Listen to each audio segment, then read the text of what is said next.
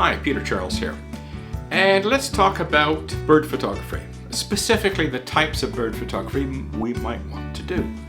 And yeah, there's more than one kind, and it affects our decisions on our equipment, how we're going to conduct ourselves in the woods, where we go, the types of birds we're going to be looking for, the certain types of circumstances. All of that is colored by what kind of bird photography you want to do. So let's take a look at those issues.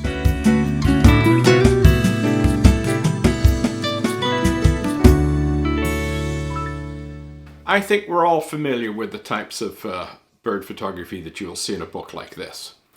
And typically, if we look at these pages, you're going to see, your typical profile shot of a bird.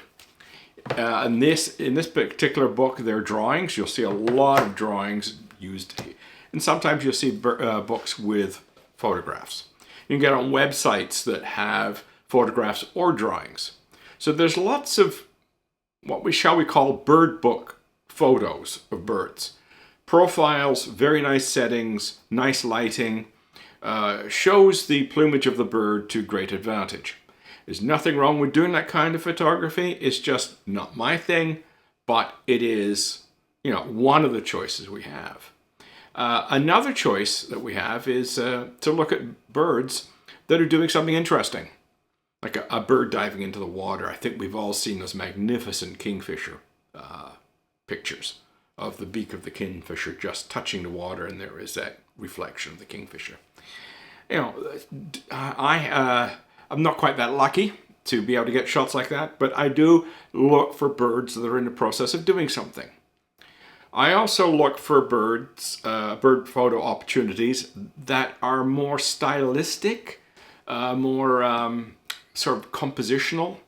So it's more about not just the bird, but the entire environment and how the bird is related in the image itself. So it becomes more of a composition involving a bird rather than a bird photo. I also like to do photos that show a bit of bird personality.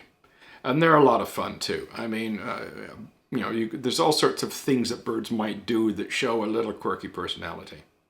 So those are the types of things I want to do. And it can color our equipment choices. So, do you need a big lens like this for all types of bird photography? Or can you get by with a shorter focal length? And, do you want to use a blind? Are you the type that wants to sit in one spot, or do you want to move and prowl around? So those choices are being colored by the types of bird photos you want to do. So for example, if you wanted to do bird book photos, you're going to need a long lens, and you probably want to use a blind, and you're going to have to be prepared to be patient and sit in one spot and take lots of pictures of one particular kind of bird to get what you want. If you're looking at birds with personality, I find that's often best where birds are being fed by people.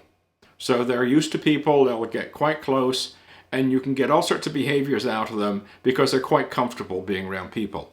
And there, you can use a shorter focal length lens. I can get almost within distance of touching a bird. I can almost get that close. So I don't need a big monster lens like this thing. I can get by with a much shorter focal length. So these are the types of things that carry on when we will go out to do bird photography. If we just go out aimlessly, not knowing what we want to do, we don't go to necessarily the right spot.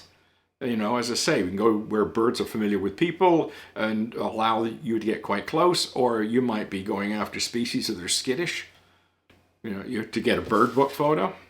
Waterfowl, a lot easier to do, especially if you've got lots of nice waterways around your area. You can do lots of great bird photos, and again, you don't often need a long lens. A 70 to 300 is often enough. So when we're looking at these kinds of choices, start with, what do I want to do in the way of bird photos? Do I want to do the character shots, the action shots, the portrait shots, or the compositional shots? Make your choice. It makes your bird photography a lot more interesting as well, because you have an idea what you want to do. And that's so much better than just going out aimlessly with a camera and hoping for the best. So Make that kind of decision, and I think you'll find it'll make your bird photography a lot more productive and fulfilling. Cheers.